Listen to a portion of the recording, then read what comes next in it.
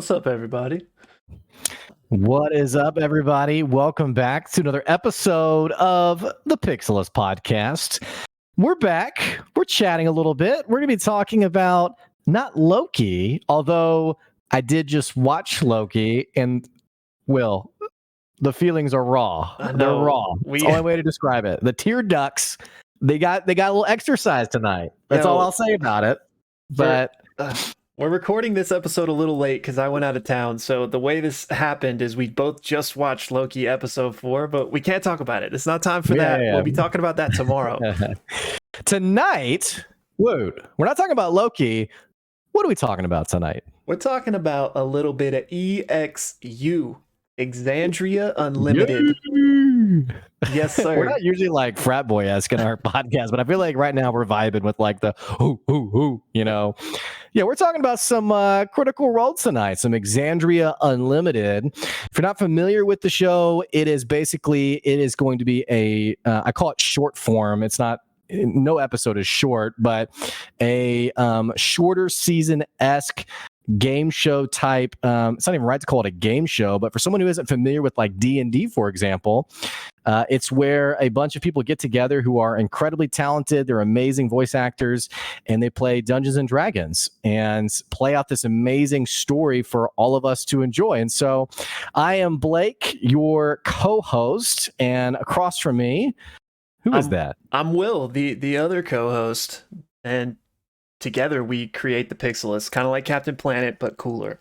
Yeah, exactly. And we're going to be talking about episode 1. This is our deep dive discussion on episode 1 of Exandria Unlimited. By the way, if you've never checked out a Critical Role episode, if you've never even played D&D, what a perfect time to get involved, to get engaged. We're going to be talking about all things amazing about not just episode 1, but about D&D in general today. And we're glad to have you along for the ride. So welcome. Yes, welcome, and hopefully you're like us, and we like to deep dive on all the things we enjoy, watch, theorize, so that's what this is going to be about. And yeah, I mean, I don't even know where we should start here. I guess. What do you think? I guess. Well, maybe. So let's get the cards on the table to start here, okay? Because I don't want to come across as more of a CR savant than I really am. Exandria Unlimited is going to be my first full go at a season or a mini season of Critical Role. I've seen some episodes in the past. I'm a big Critical Role fan, but Woot, I think you're the ultimate Critical Role fan. I gave my version of what Critical Role is. Do you want to talk a little bit about Critical Role, its history, just for the person who's listening, who's like, yeah, I've never watched this, I don't know what it is. What the heck are we getting into tonight? Yeah, sure. I'll give it a crack. So, here we go. Long and the short of it is Critical Role is a Twitch streamed Dungeons and Dragons game, like Blake said. It was started, if you by chance know who Felicia Day is, she is she's kind of an icon in like the nerdy culture segment of the internet. But not too important. But she approached Matt Mercer, who is the creator of Critical Role, and they were just a bunch of voice actors playing D&D at home just for fun on their own time. And Felicia Day approached them, was like, hey, what if we streamed this on Twitch? And basically the rest is history. They started doing that, and like 4 or 5 years ago, I guess now. Mm-hmm. And it has just skyrocketed in popularity since. They've since launched out on their own, created their own business. They've got comic books, narrative books now, board games. I think I already said comic books. And they got merch. Yeah, merch, all types, which we're wearing here.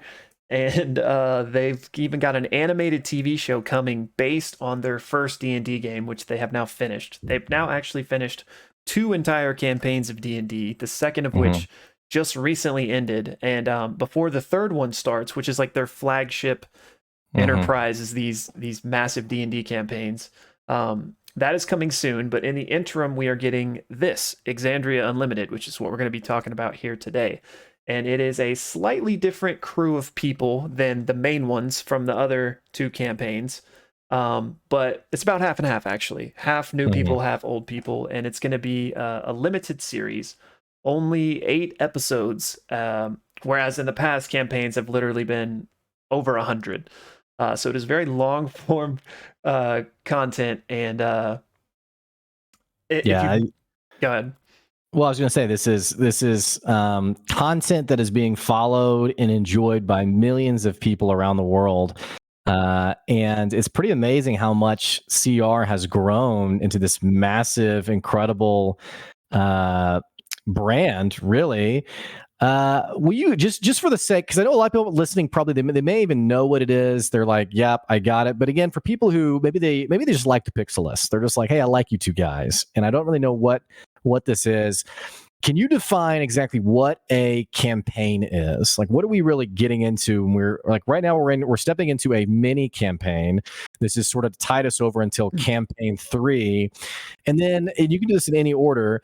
What is when people play D&D, when they play Dungeons and Dragons, what do we expect when that happens? I mean, because if you think about this, you just said a campaign was like over 100 episodes. So if I haven't played D&D, I'm thinking, what are you even doing? Like, what's happening? Like, what is this thing? Yeah. Okay, so D&D is a tabletop role-playing game. And essentially what it is, if you could boil it down, is collaborative storytelling, especially when you have, like we do here, a cast of talented actors and voice actors that are the ones playing. Mm-hmm. So there's two roles here. There's the DM or GM, Dungeon Master / Game Master, and then there's the players.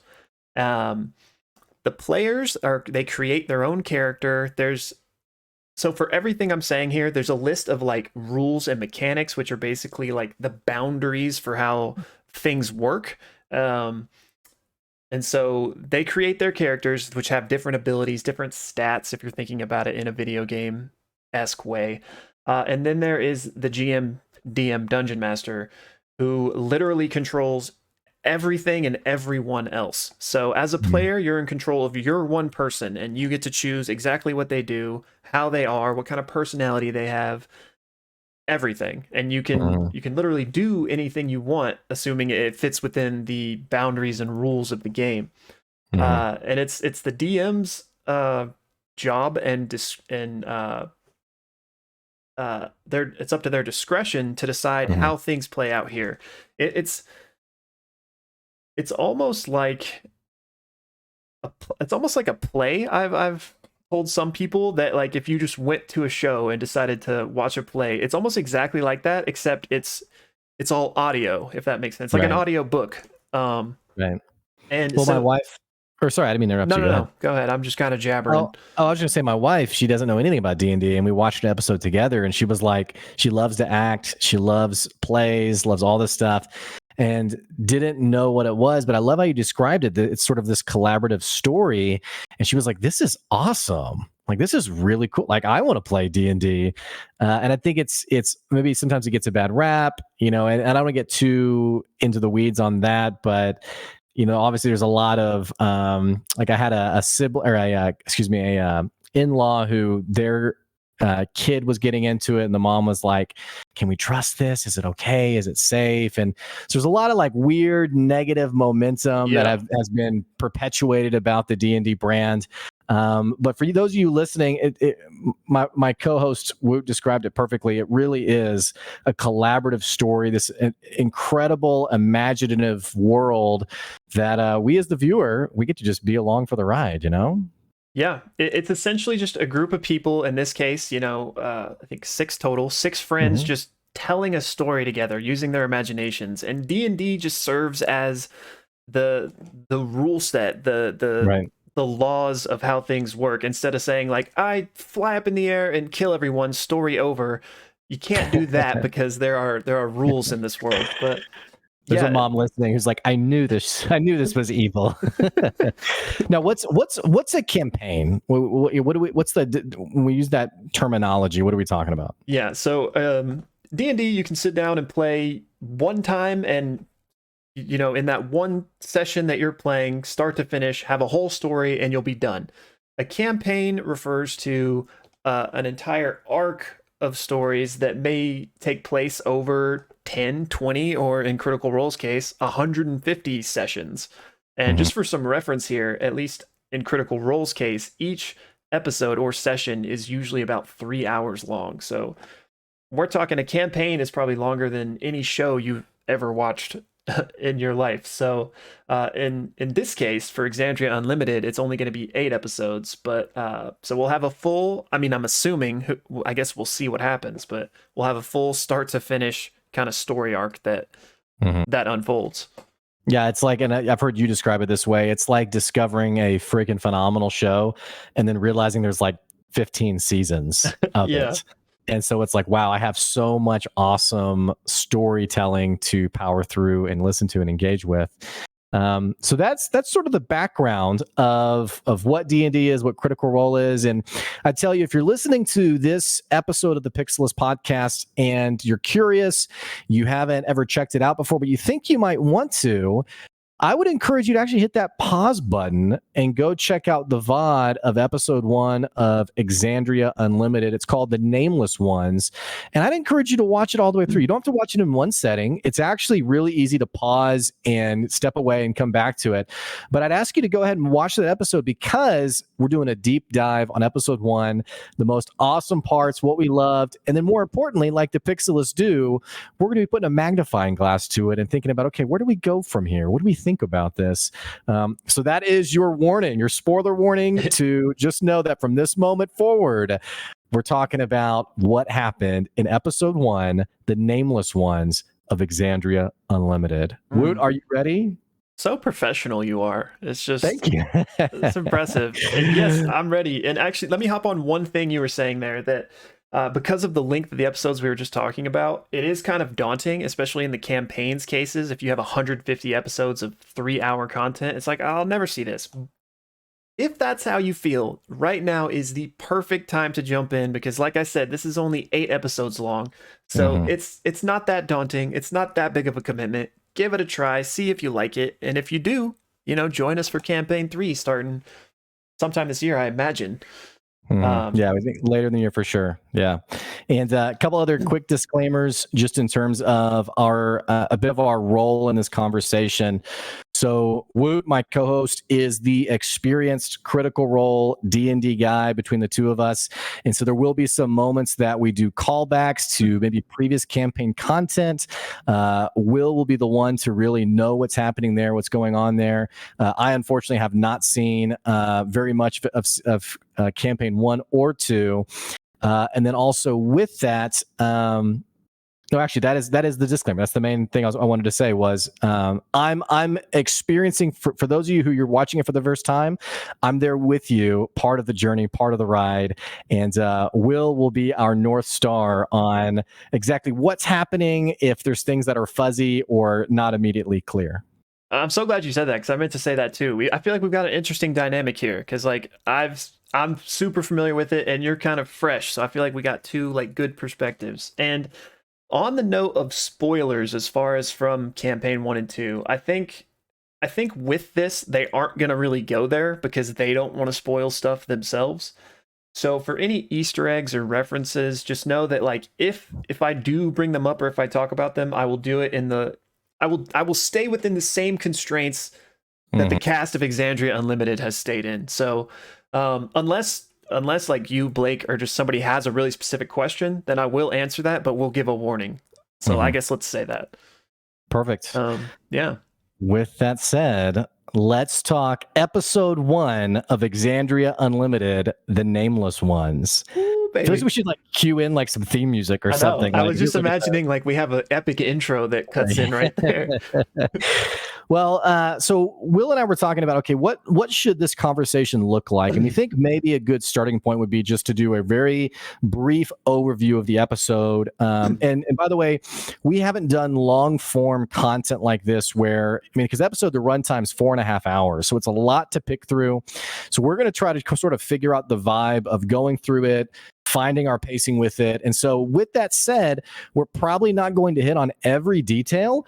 But you, as the viewer, if you pick up on something that's freaking phenomenal, you're like, oh, you got to mention this, definitely let us know in the comments. Tell us about it. We want to make sure we circle back to it as well.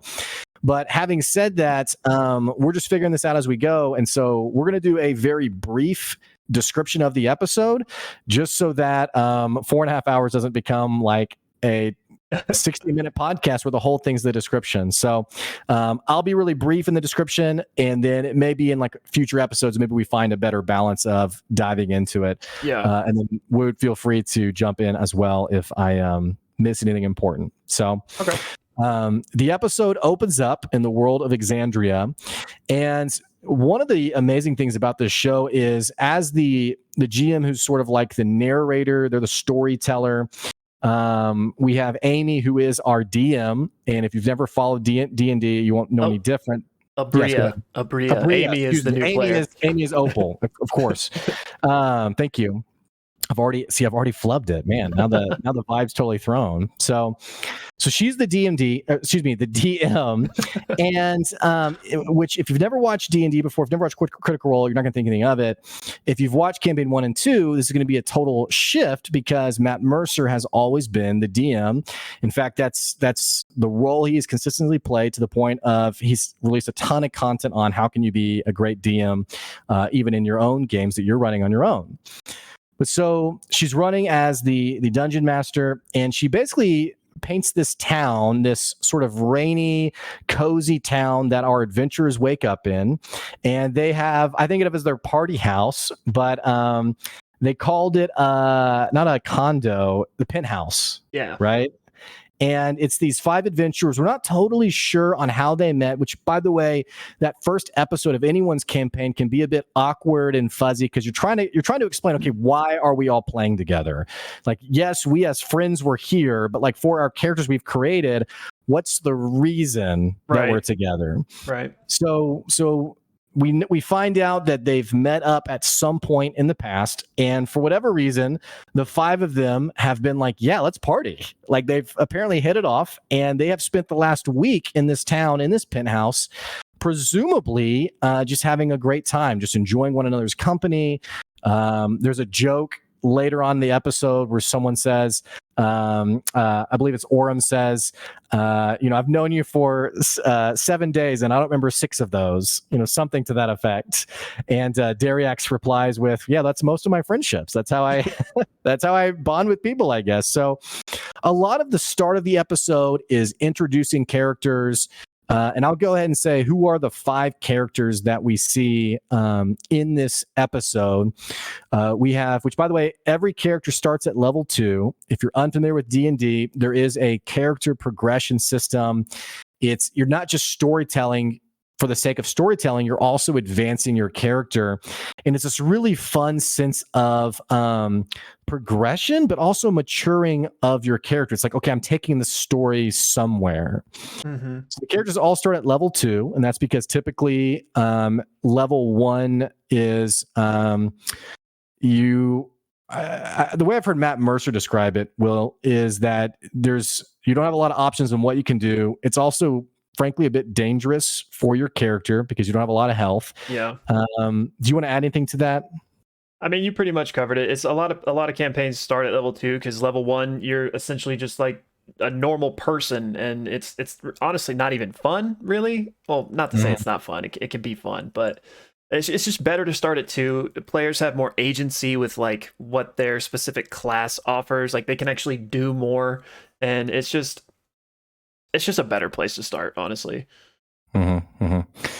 So they all start at level 2, and we have 5 characters who are being led by Abria, our DM, our dungeon master. We have Amy, who plays Opal, who is a human warlock. And again, Will mentioned how in D&D there's a sort of a format or a rule set. Part of that is you are choosing your character's race. You're choosing you can think of like their class as sort of like their inherent skill set. So if you, and I apologize because the people who are listening, if you're like a diehard D&D fan, you're probably like, dude, we get it. Like, let's go. But I'm also coming from like my wife who's just experiencing for the first time.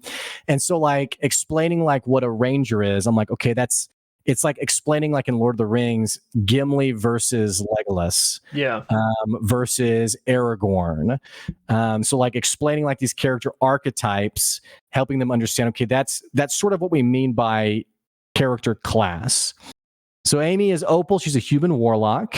Robbie is Dorian Storm, who's an air genasi. He's a bard.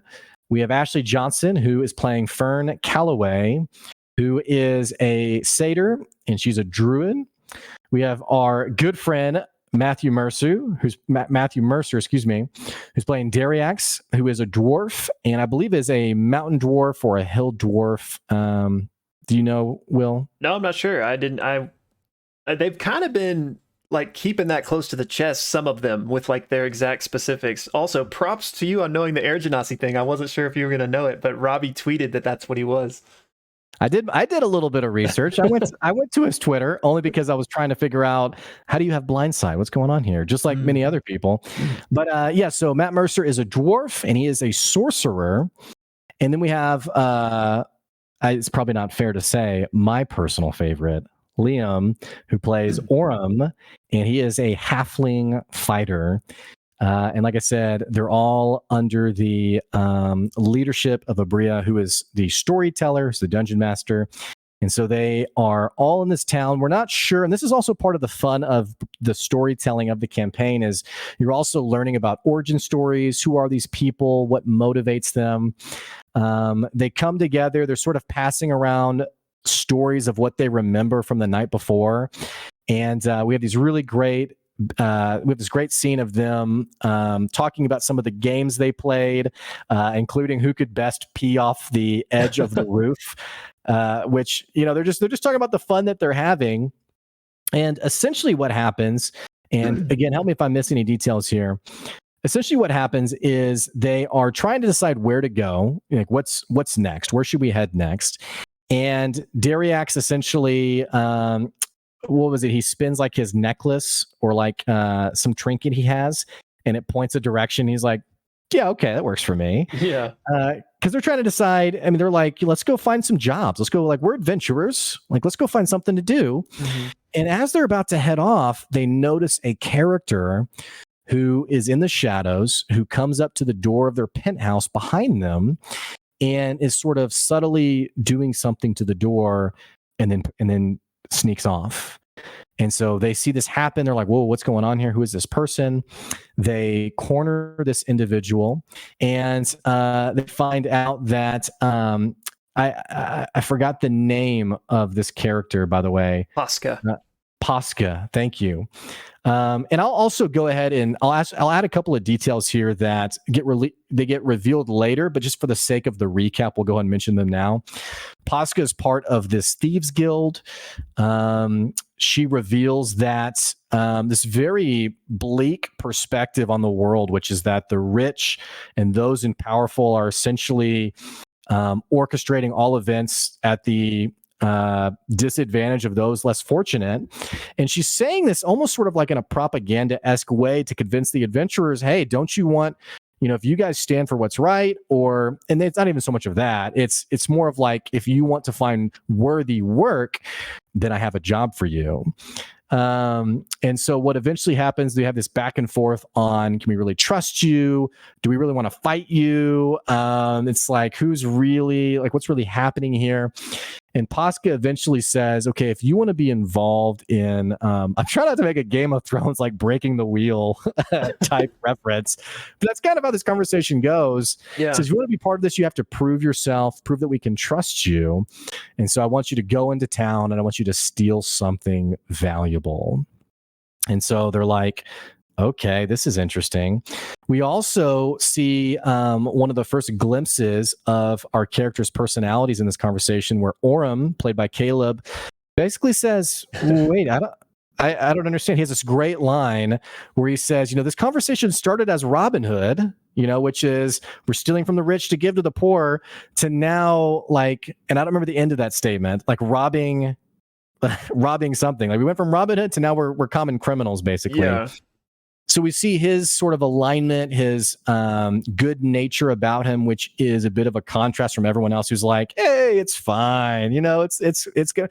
You just have to stand there. If you know, as long as you don't personally steal something, it's all going to be good. So they all go to essentially the merchant port area of this town, and they're kind of canvassing the area to figure out, okay, like, what are we going to do? What are we going to steal?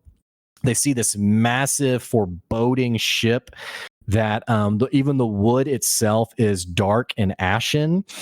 Abria lets us know that this is a ship from an area of the world that is pretty hostile and pretty bleak. And they decide, I don't know why they didn't choose something more discreet, but they're like, okay, that's where we're going to go. That's what we're going to do. So they go to this ship, they sneak aboard. What's really strange about this is they have no business really in being all that stealthy. I mean, they're sort of bumbling about as they're getting onto this ship. And which you'll find out again if you haven't played D&D, there's a bit of an expertise that's expected to do things in the story. When Will was talking about like the D&D rule set, like you can't, as a character, you can't be like, hey, I'm gonna go pick up that boulder and like throw it across, the town. There's a bit of a limitation there. So in the same way, you can't just be like, oh, I just sneak on and no one sees me and it's easy. So it's a bit already jarring that they're on this ship and no one seems to have noticed. Well, they go below deck. It's pitch black. In fact, it's a magical darkness, which means it's not a natural darkness. It's this magical darkness that they can't see anything that's happening. And through one of the cantrips that is cast, they have this tiny little glimpse of light around Dariax's necklace, and they realize, okay, they find basically the crew of the ship. And this is what I think is like, if you've never watched a Critical Role episode, this is like the, holy hell moment where you're like, whoa, what is this? They realize that the entire crew is hanging in the cabin of this ship, throat slit, blood, you can hear it dripping. Yikes. I mean, it's insane. And as they start to sort of scavenge the ship, there's a ghostly-esque character that they can sense. They know there's someone there. Orem basically attacks out with his weapon, and the spirit seems to disappear. It's very strange. And as they try to determine what happened, they find this chest, this box, basically. And inside the box is this dark circlet. And what's interesting about it is as they're thinking, okay, this looks like the most valuable item here. Essentially what happens is Dorian, our air genasi, tries to pick up the box. They're like, yeah, let's take this item. This thing's really cool. And immediately becomes incredibly ill, incredibly sick. So much to the point that he can't carry the box anymore. And he starts to vomit, not out of disgust. He starts to vomit this supernatural-esque, dark, milky, not milky, oily substance it's risen up from his chest. Orem tries as well, has a very similar experience. And then finally, Dariax, who is being played by Matt Mercer, who is he's a bit of the comic relief of the party, but he's absolutely very neutral about right and wrong. It's almost a bit of a means to an end type character. He picks it up with no issue. He's like, yeah, this is actually pretty easy. So as they're heading out of the ship, they've been told by Pasca to take this item of value to a warehouse and then to mark it with a sigil that lets them know, hey, this is for you. As they're heading out of the ship, they see a couple of shadowy figures who are looking right at them, who then poof and vanish in smoke. And then eventually they make it to the warehouse where Opal, they decide, you know what, this there's something about this item that's really, it seems wrong to just give this away. And so they decide, while they were in the ship, they scavenged it for a bunch of platinum, which is, you can think of it as like from silver to gold. You can think of platinum as the next level higher than that. They decide to peel off part of the platinum they found and to throw that basically into the warehouse and say, hey, this is what we stole. It's some platinum. Here you go. Opal, however, doesn't know what the inscription spell is. And so she just sort of draws it on the bag or on some paper or something to the bag, throws it in. Nothing seems to happen. They go back out, And that is when they sense these shadowy-esque figures again. They're chased into the warehouse. It's where we have our battle. We have this first fight of the series. And fortunately, our heroes, they come out on top. And afterwards, they decide to sort of kind of figure out, okay, what's in this warehouse? And this is where you might have to help me, Will, because there was a callback here to a previous campaign that I didn't really get. Mm-hmm. They break in this warehouse is all sorts of stuff, but there's this one locked room. They break into it, and inside they find residuum, which is this crystal-like, not powder, but just like small crystals is how I understood it, that the way Orem describes it, it makes everything more of like it creates more power where there is power. It's sort of like this artifact-esque type of resource or mineral that adds a ton of power to whatever I guess it's around. And he says essentially, this is from my hometown. We should take this. Like this should not be in the Thieves Guild's hand. So in some ways, they double cross Pasca. And they leave with the residuum, and they leave with this circlet, and that is episode 1 of Exandria Unlimited. I don't know if I did it okay. I feel like I was like, man, there's a lot in this episode that I didn't really fully get from previous callbacks like residuum, but hopefully that's a good description of episode 1. No, that's great, man. And it's, like you said, it's 4.5 hours long. So, you know, it's gonna be impossible to get every nuance, but that was great. Yeah, that was the episode. The only single thing is that I would mention is at the end we get a little almost post credits scene where Abria explains what Pasca kind of shows up at the warehouse unbeknownst to the players, and she realizes what's going on, and she like speaks into like a magical walkie-talkie essentially and says burn it down, referring to their penthouse from earlier. Mm-hmm. And yeah. That was burn down. It catches up into flames. Yeah. So, all right, was super cool. It was. Where do you want to start? I mean, it feels like there's 2 separate conversations here, especially like from having followed Reddit. A lot of the conversation is internal to the world of Exandria Unlimited. What's happening? Where does this go? What are our theories? Which you and I, we love to theorize on what's going to happen. And then there's this other conversation, which is more on the actors themselves. And a lot of conversation on how people thought about like the pacing of the episode, the DM-ship of the episode.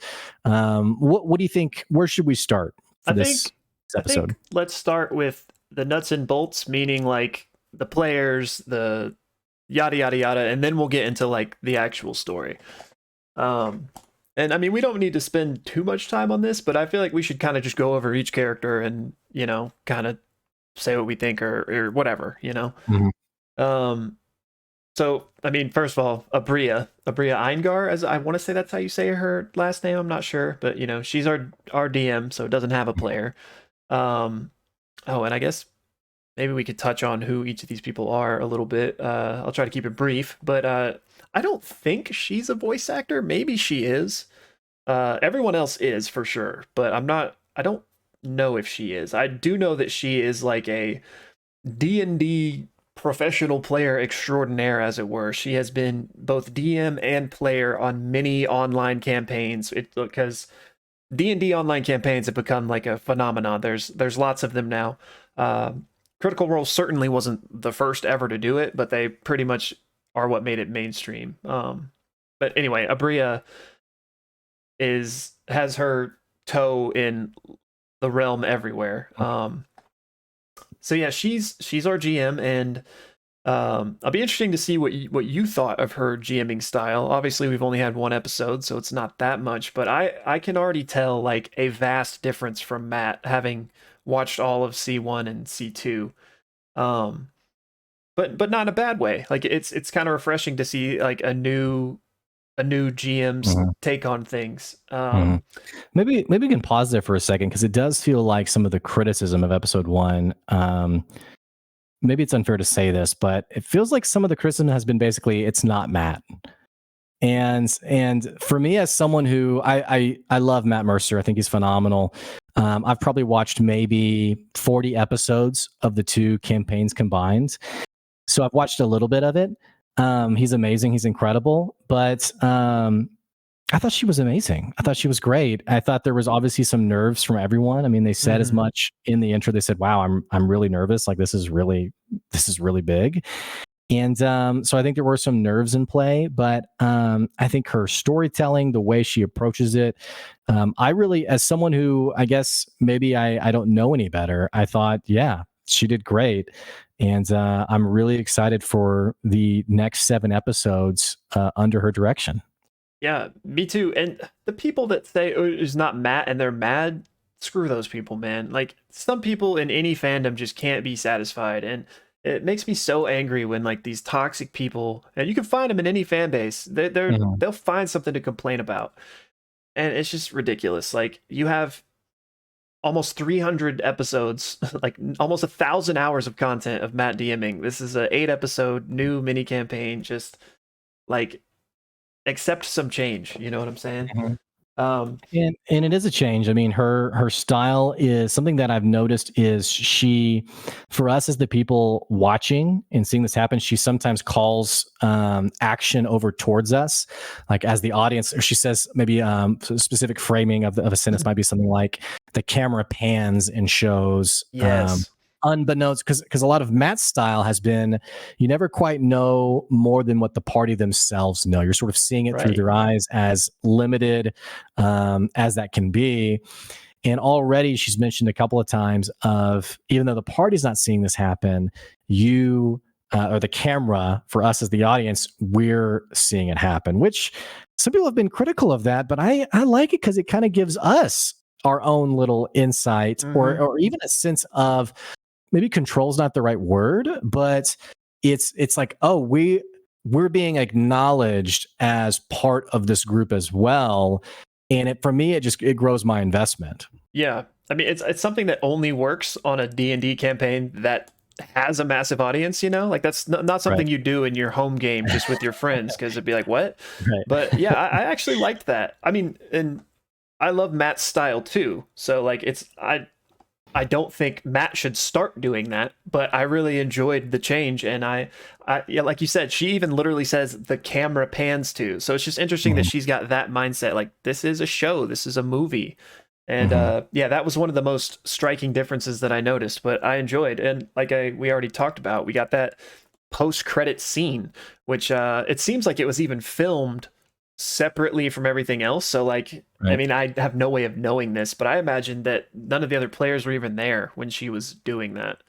Right. And they might not. Oh, actually, now that I'm saying this, I think they did reveal that none of the players even knew that that happened until the episode aired last Thursday. Um, so yeah, love that. And another, I guess while we're here, a couple other the changes that I noticed that I liked. Again, not to say that I think Matt should start doing it this way. I probably don't need to give that disclaimer every time, but like when she's making Matt, while you're listening to this, we want you to know, yeah, be you. yeah. One of her differences from Mercer is that like when she was, and I don't remember the specifics, let's just call it a stealth check, even though I don't think that's what it was. Instead of like saying like, oh, you got an 18, you got a 6, you got a bunch, she just asked, did anyone roll below a 10? And that's how Right. she handled it. Which is an interesting way to do it because, now the players and the audience know that like, okay, 10 was what we needed to hit there. Whereas Mhm. Matt's kind of keeps that closer to the chest on what the requirements were. He has a stronger sense of ambiguity, it feels like, as Mhm. to if you are succeeding or failing within the level of expertise you're being asked to show through this dice roll. And again, for Yes. me, even though I have a preference for one of those styles, for me, I just chalk it up to, again, just differences and how someone's deciding to tell the story. Right. And I just realized that I don't think I ever mentioned this when I was explaining D&D, which is uh, this was bad. I should have mentioned this, but everything is determined by the roll of a dice. And mostly it is a D20, which means a 20-sided dice. So, and they're there are several dice, several different sided dice that you use in D&D, but mostly a D20. And so when you want to try to do something in the story, whatever it may be, your imagination is the only limit.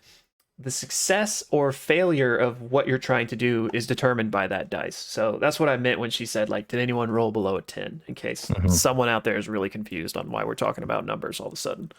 And then on that same note, another thing I liked that she did was when the players were, describing what they were doing or what they wanted to do,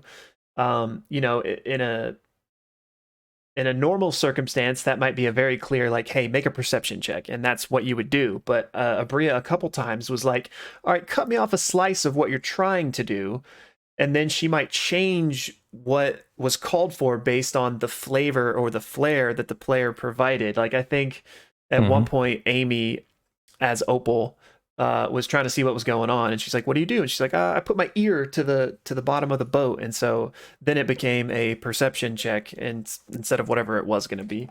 But I liked that. I like that she gives the players kind of agency in that way to kind of make it their own. And I think part of that too is she's being a great DM in trying to essentially allow the players to be part of this adventure, even when they don't necessarily have the tools or the skill set to, I don't want to say not play it well. I mean, everyone's playing it well, but going back to Opal, for example, there were a couple of lines where she asked, like, okay, which dice do I roll here? What do I do here? And obviously everyone at the table, they're doing a great job. I'm excited for each of their stories, but everyone has a different level of experience in terms of D&D. Right. For example, Liam O'Brien has been doing a weekly Twitch stream D&D session literally every week. And so he's gotten, same with Ashley Johnson, they've gotten significant numbers of hours in on a weekly basis. And not that other people haven't, but part of that comment on, give me a slice of what you're trying to do, is there's nothing more frustrating than being a player and not fully grasping the boundaries of a situation and then trying to do something, but because you didn't frame it right, you didn't describe it right, the DM says, oh, that didn't work. Yeah. And then you're frustrated and you're like, okay, well, I just wasted my turn, I guess. So I think she's doing a great job of engaging with the players so that they feel like they have a sense of agency. Like, this is okay. I want to see if I hear anything below me. Oh, okay. Yeah. Okay. So you do this and you do a perception. Okay. Yep. I got it. I think that's what makes a great DM. And it's something I really enjoyed, sort of that her I guess really just being willing to step in and help guide the players, rather than Matt is a lot more, what are you doing? Okay, here's kind of how it plays out. It's less you can and you can't do that, and more of, okay, I'm going to figure out how to make that work, if that makes sense. Yeah. And I don't have much else on what I've noticed in like the main differences in their DMing style, but one other thing I want to say on her before we potentially move on to the players, unless you have something, is that I love her descriptions, which is what Matt is amazing at as well. She is very descriptive and does a great job of like painting a picture, which, I mean, that's the number one thing from a DM, at least in my opinion, that I would enjoy. So I've loved that she's kind of keeping that same high bar for that. One last thing I want to mention before we move on to talking about the players is it feels like Matt is a lot more, I hate using the word comfortable, because I don't think that Abria is uncomfortable, but there is space in Matt's world for the players to really do whatever they want. And the perfect example of this would be before the battle in the warehouse. Abria essentially says, you sense this presence and they chase you into the warehouse. And she decides for them, hey, you're moving into the warehouse, which in Matt's world, it would have been a lot more open-ended. Yes. I've read of this as a criticism of like she's too controlling on what happens. But what I will say, if you've heard a criticism like that, or you have a criticism like that, remember this is an 8-episode story. And so it has a beginning, it has a middle, and it has an end. And essentially we are part of the journey of seeing this story unfold. And so I don't think there's anything that's like, oh, I like that as a style choice or I don't. I think it's more of, in some ways things have to move forward, just for the Right. sake of telling a whole story, just so we don't get to episode 8 and we're like, okay, they went to the shop in the town and that's it. Which Yeah. can happen in a D&D session where nothing really quite happens. For me, it was important because I know as I watched that was a sticking point for me where I was like, ooh, that was interesting. And then seeing some comments on Reddit, I was like, okay, yes, this makes perfect sense. And I actually really appreciate this style of storytelling. Yeah, like you just said, they don't have the luxury of, like a campaign 1 or campaign 2 in Critical Role that was literally hundreds of episodes. Like this is an 8 episode arc. So, and what people call it sometimes in D&D, when the DM kind of nudges you a certain way or makes you do a certain thing, is called railroading.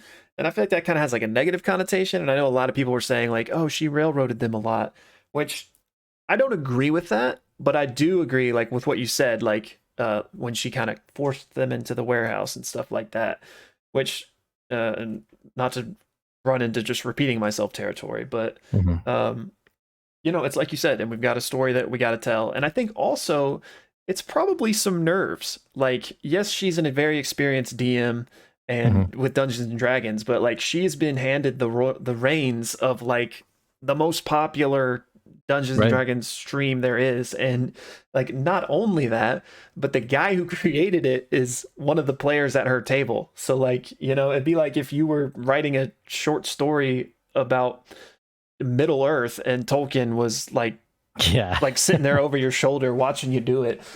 Right. Um, Right. That's right. Because it's Matt's world. He's mhm. created this world.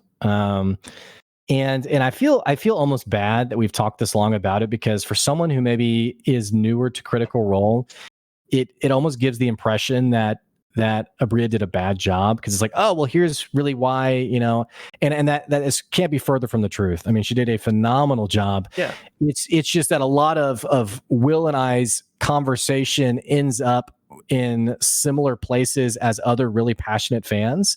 And like Will said earlier, wherever you have a passionate fan base, you're going to have people who, frankly, just they aren't able to communicate criticisms in an effective way. And also, you have people who they DM their own campaigns. They have a very specific style. And even with Matt Mercer, I feel like Matt Mercer is consistently having to be like, "Hey, that's not the story we're telling. Sorry, I'm sorry that you don't yeah, like that." So if you're newer to the show, please know I don't want it to come across that she did a bad job, or like we're apologizing for her or anything. She did freaking phenomenal. yeah, But part of this format of our show is we are talking about, okay, what did we think about this? What are some things that we've heard, and what is us as the Pixelists? What is our take on that? yeah, So, yeah. And not that we even need to say it again, but I will. Loved it. I love her. She is amazing, and yep, it. totally. I think this is, if anything, a criticism on the format, not her. Like, she has to make sure the story is told in 8 episodes, and that's going to take a little bit of pushing here and there. Yep, Um, yep.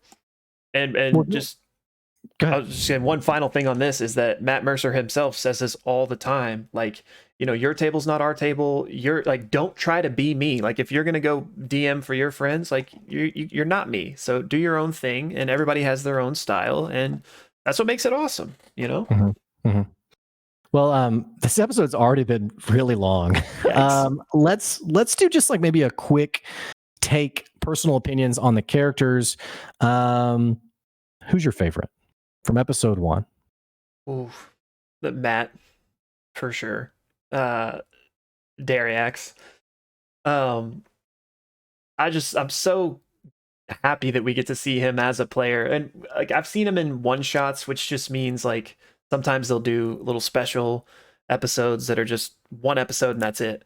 So he's sometimes been a player in situations like that, but he has never been a player for a whole like story arc that takes place over multiple episodes. So we actually get to see Matt like flesh out his own character and tell a story over a longer period of time.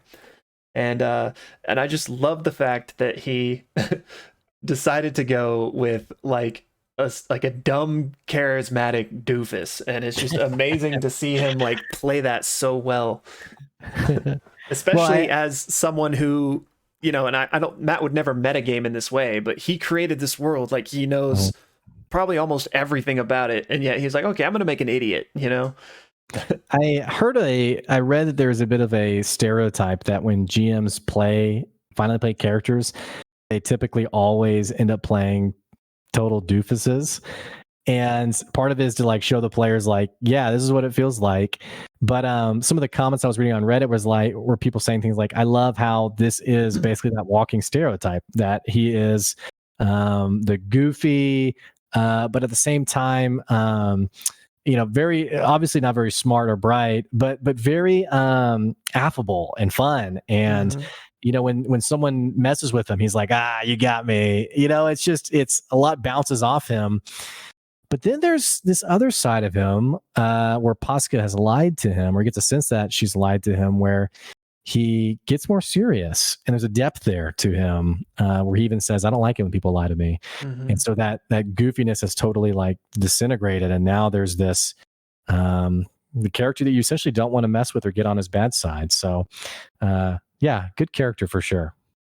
Yeah, and do you want to give a quick, like, do we want to talk about each of the characters real quick, or what do you think? Like, maybe briefly, just for the sake of time. Yeah, absolutely. I'm going to do the best that I can, and then you can add in what you want to add. So we have Dorian Storm, who's the Air Genasi. He is a bard. He's a bit unlike what we see as the stereotypical bard, which is the showman. And instead, he's a bit more, I don't know the wording for it. He's a bit calmer than what I would expect from a bard. Definitely not necessarily the showrunner of the party. And he's almost like the person who he helps hatch out the ideas. Like they're having conversation and he jumps in and says, what do you think about this? Not like necessarily the new idea person, but he definitely freely gives his opinion. This is what I think about it. I'm very comfortable around the party. And for the most part, seems trustworthy. In fact, we actually know that his alignment is chaotic good from when he tells the DM, when he picks up the box, he says, I'm chaotic good. Which, for those who aren't familiar, chaotic good is essentially the greater good, even if we break the rules along the way, or sort of like a means to an end type approach.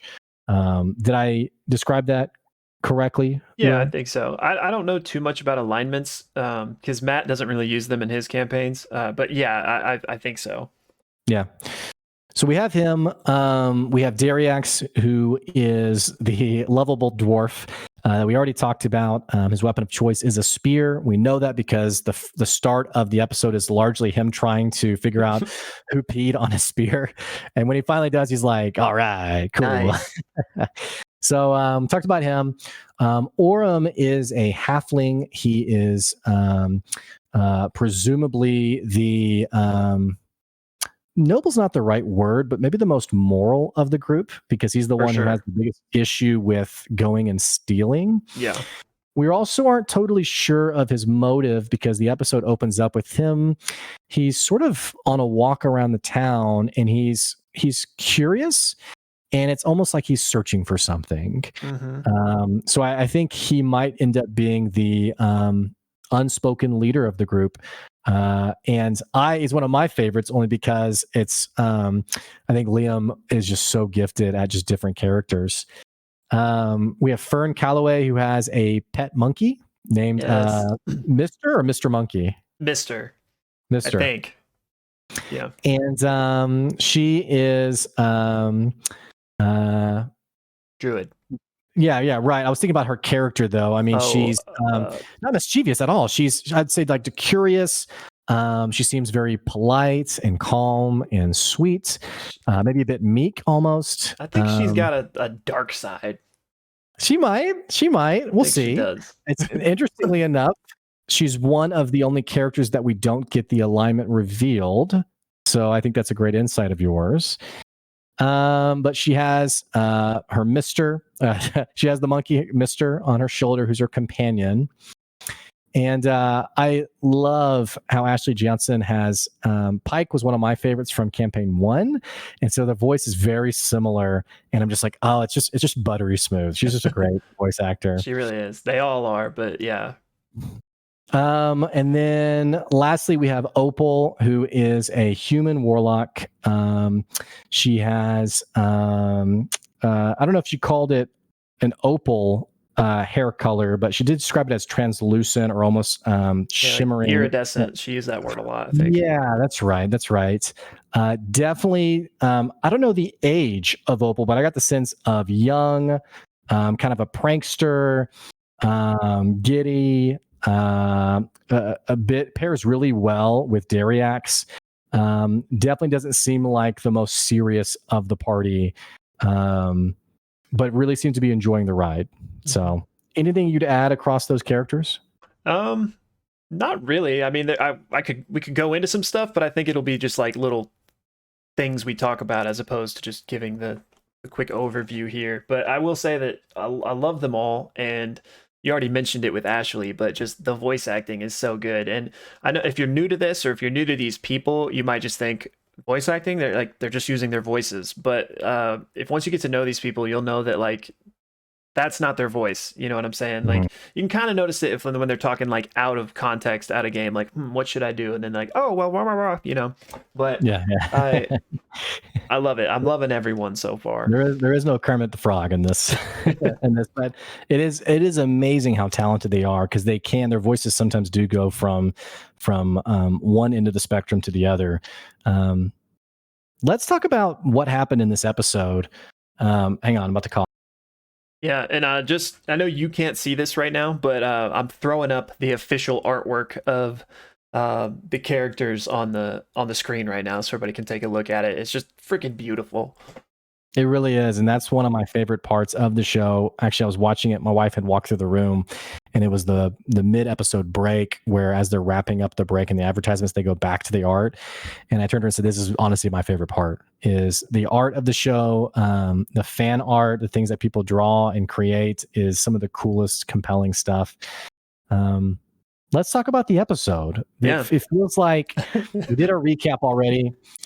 And I don't want to necessarily boil it down and imply that some of it was like wasted time, because it really wasn't. It was pretty amazing. But there were it seemed like two big moments that happened.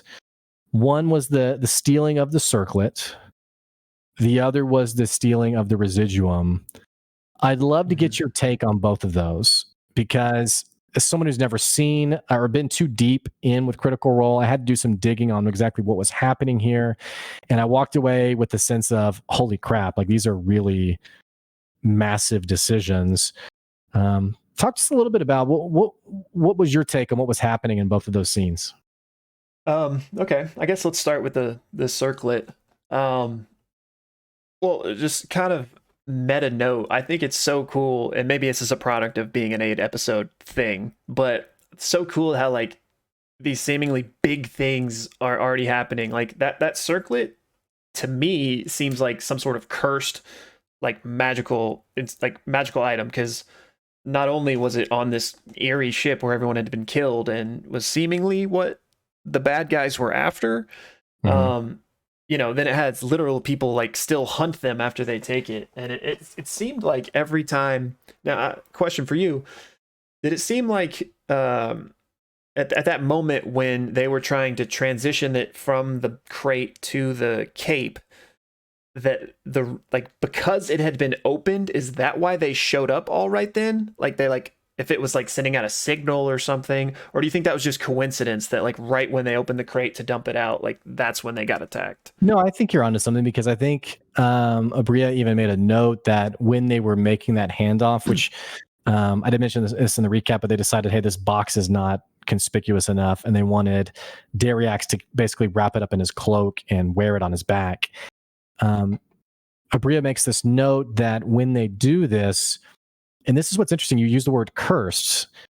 She mentioned it earlier in the episode that it seemed like people were sort of unwittingly keeping their distance from the ship, like almost like this unconscious sensing of I need to stay away from that. Mm-hmm. But she mentions again at this moment that when this happens, again, people outside of this little nook of a string of warehouses, that people again start to skirt away from that spot. Yeah.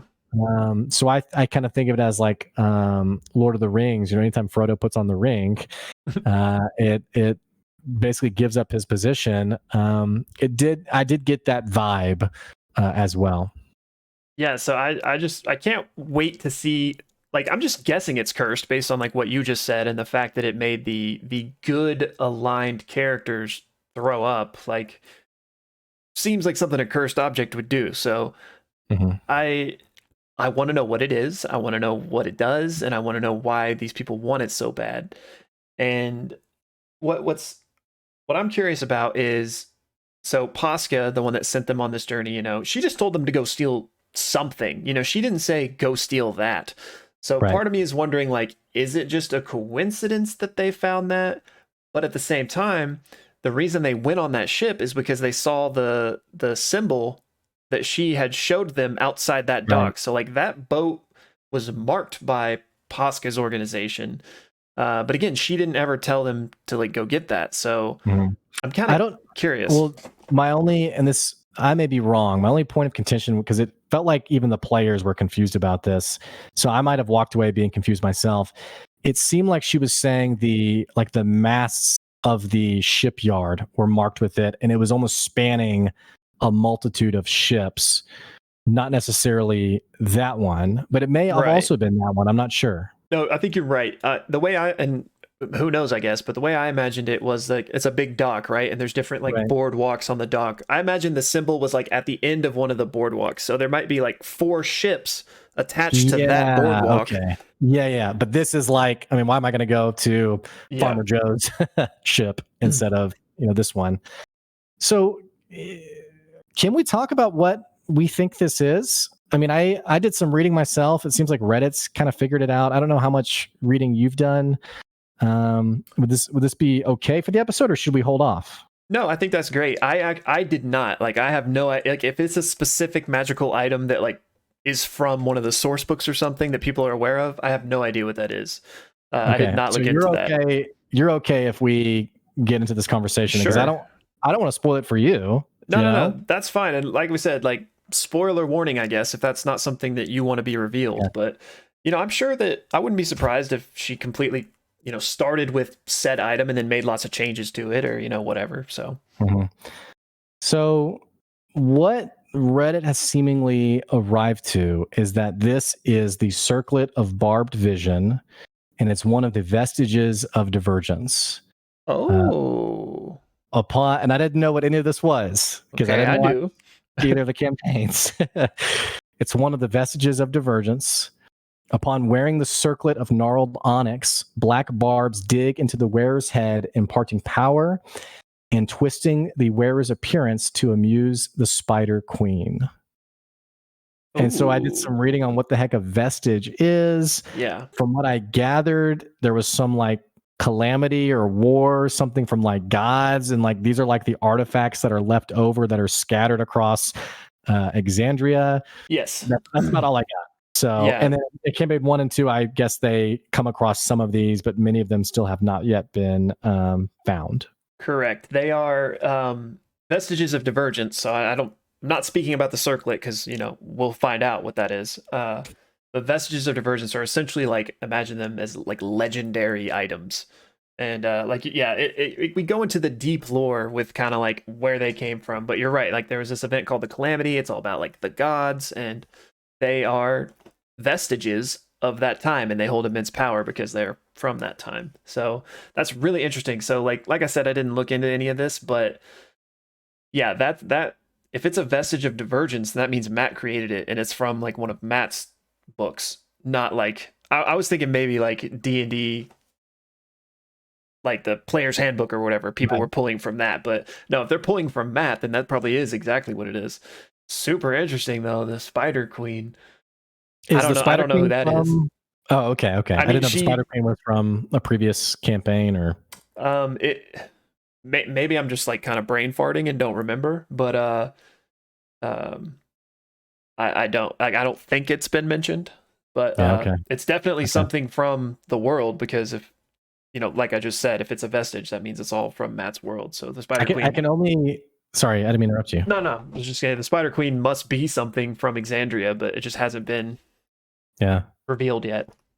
I only let myself read so much because I think I'm gonna go back and watch campaign 2 at some point, and so I didn't want to get too much into it. Mhm. Um, for me, it's really exciting that from episode 1, the stakes are presumably incredibly high. If Yeah. this item is, what I read was that there's 21 total scattered across Exandria. If it is one of these items, it is a legendary item. It's not like some random thing they've found. The stakes are incredibly high, even from episode 1. And it's already doesn't seem like the most moral group. I say that in the sense of it's not like your typical high fantasy, everyone is this noble for the good of all mankind type character. So I'm curious to see because there even was a conversation of like, well, maybe we should give this to them, you know? Hmm. And Fern was like, okay, hang on, are we really talking about giving this to them? Because like, not even so much like she was saying it would be wrong to. It was just that this seems like a big deal. Like, Yeah. we really going to give this away? So I'm excited to see what they do with it. Yeah. Me too. And like you said, they basically, with the exception of Orem and to a lesser extent Dorian, they all seem pretty morally gray at this point, or at the very Right. least neutral. Mhm. Um, so I think it's going to make for an interesting dynamic, and it already kind of has. Which I don't want to move over to the other thing yet until we're finished here, but more on that when we talk about the residuum. Yeah. Well, I mean, Uh, maybe it is a great time to segue to that, unless you have more to say about the circlet. I mean, yeah, I guess not really. It's especially hearing that it's potentially a vestige of a divergence. That's just super interesting. And yeah, like you said, the stakes are already high. And kind of on that note, just the fact that Abria put that in front of them, but then also what I thought was really cool is, they're like, all right, we loot the coins. And she's like, it's 500 platinum, which is like Mhm. an insane amount of money. It's like for a level 2 party. That's equivalent to 5,000 gold, which would, like, I don't really know how to quantify that for somebody who's not familiar with it, but it is insane. Like, Mhm. so I was like, dang, she just gave them this much Basically money. set. It seems like they're set for the entire Yeah, campaign. like seemingly. And Mhm. so, and then also in the bottom of the ship where they found the circlet, there's a freaking Onkeg, which is like a very powerful monster. So I just thought, like, there's so much cool flavor and stuff that's already Mhm. being injected that you would think you would never in a million years see with a level 2 Mhm. party. Well, and we even see in the warehouse that the Thieves Guild is a collector of all sorts of things, including exotic pets. And Yep. there's an Onkeg pupa or larvae or something. Yeah, like a baby Uh, one. yeah, yeah. So let's talk about the residuum. Help me understand exactly, because I haven't done too much reading on it. What is residuum? What's the weightiness of them Mhm. having discovered this? Because the stakes were already high with the circlet, and what's implied to me is here's just another huge, massive thing that they've discovered. So we just talked about how much 500 platinum was. Residuum's worth more than that. Like residuum is probably the most precious resource in Exandria, at least that we've been made aware of. Like there might be something else that's worth a lot more, but that's ever been on screen, as it were. And what it is like it's a natural. It's like a, I don't know if mineral is the correct word or not, but it's, imagine like a rock, or like there's diamonds and then there's residuum, if that makes sense. Yeah. And Mhm.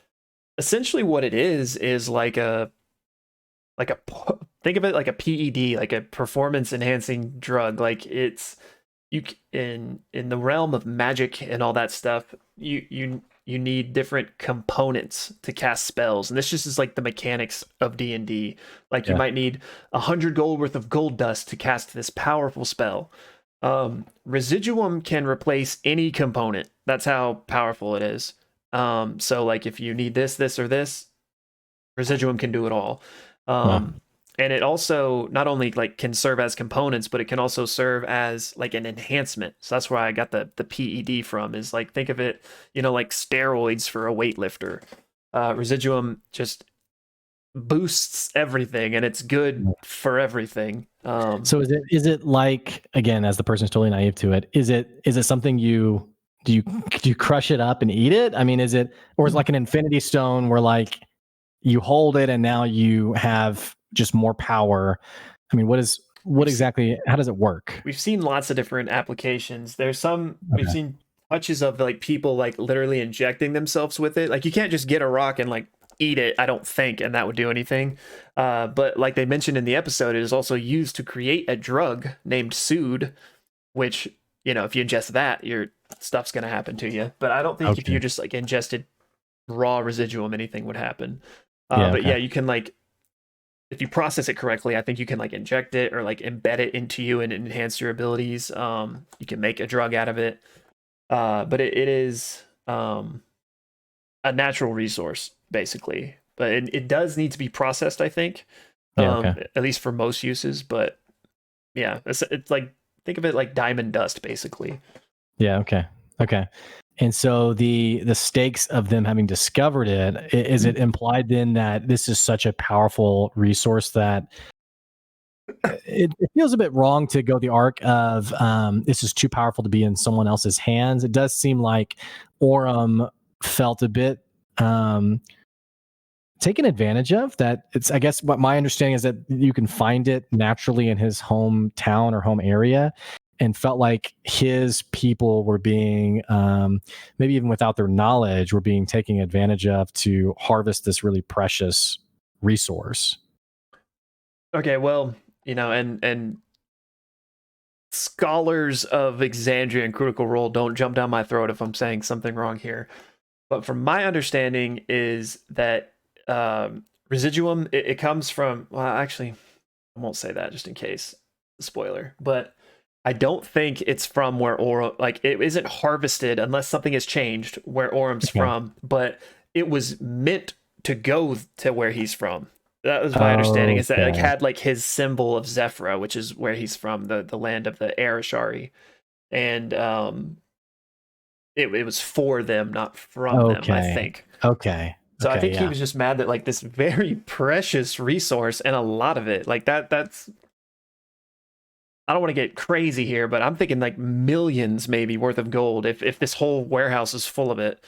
Mhm. Like, that's be like if somebody stole your whole economy from a small country or something. I don't know, but Yeah. um yeah, he So, he clearly is upset by it, and mhm.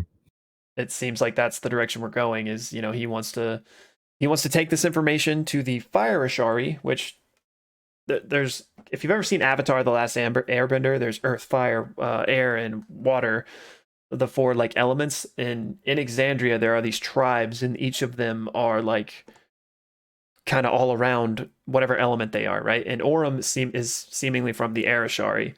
Um, so the fire Ashari live nearby to where everyone is right now. So he's like, I'm gonna take this to the fire Ashari because like they're part of our kind of global tribe. I trust them, and they can then get word to the air Ashari, my people, and we'll figure this out basically. Yeah. So, any guesses? I mean, we our episode's been going about an hour and a half now. What where does this go from here in terms of leading up to episode 2? We're actually really close to it. Episode 2 is going to air tomorrow night from when we're recording this episode. But by the time this episode is live, probably gonna be the day of. What's your guess and what happens next? Man, I don't know what's interesting, and again, I won't be spoiler here, but Orem himself, a couple times in the episode, referenced a her or a she, and I have a feeling on who that could be, and I think it might be somebody from one of the first campaigns, which would be super interesting. Um, yeah, I don't know if I should say this. I mean, I guess it's not really a spoiler; it's just the name of somebody. But it would be really. It starts with a K for anyone that knows. Then there you go. Uh, that I think that could be really interesting. But it seems like if that is who he's talking about, then it'll be interesting to see what they do. But I really just don't even know. I mean, they might not Mhm. even make it to the Fire Ashari. Like they might get ambushed Mhm. before then and just taken in a whole new direction. But clearly, Posca knows she knows what's up based on that like end teaser that we got. So I wonder how much time had passed. Maybe she catches up with them before they can even do anything. Right. I don't know, but it's so interesting. But yeah, the Aurum, the moral compass of the group, has kind of decided what they're doing. They all were like, okay, we'll follow you here. Um, I just don't know. I know it's a terrible answer, but No, yeah. I mean, we haven't been given a lot to go on in terms of like breadcrumbs of like, ooh, I wonder what that could be. mhm. We're just enjoying the ride, and hopefully for you, the listeners, hopefully you're enjoying the ride too, and you're here with us on it.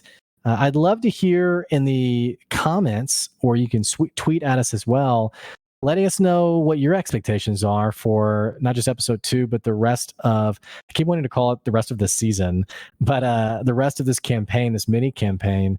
And yeah, well, I'm just excited for the journey. I'm sure we'll have more to talk about with episode 2. Yeah, so much more. And like, I don't know, bear with us on this. Like we said, we're new to this in general, but definitely never have tried to tackle a 4.5 hour piece of content. So I know we took a while to get going here tonight. So hopefully we figure it out. But yeah, bear with us. And we'll definitely be rocking our Exandria Unlimited merch in our future episodes as well. That's right. That's All right. right. Anything else you want to add?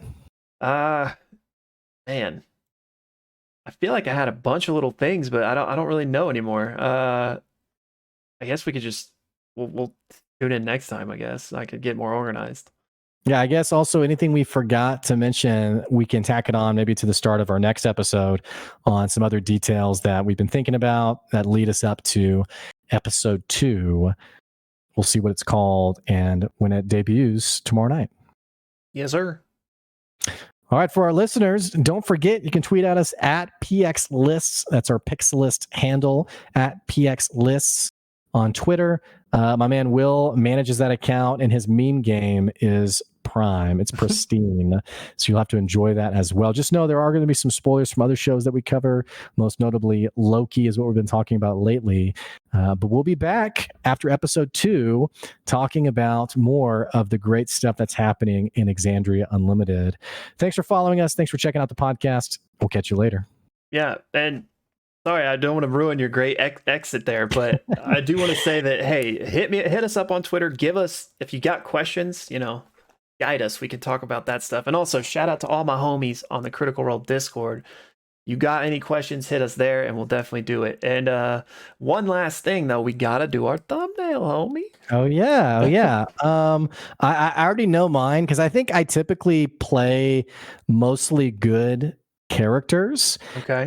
I'm just not big on like the hobo killer, type archetype. Mm-hmm. So I typically, even if it's questionable means, I typically like going towards the direction of the right decision. So I think I'm gonna do like a type as if I'm like holding the Oh, circlet or something. okay. So And actually, maybe people who like see the thumbnail, they would be like, "This episode suck." Like, no, it'll work because I'll I'll okay, I'll I'll cosplay, I guess, Dariax and be fine. okay, okay. All right, I got it.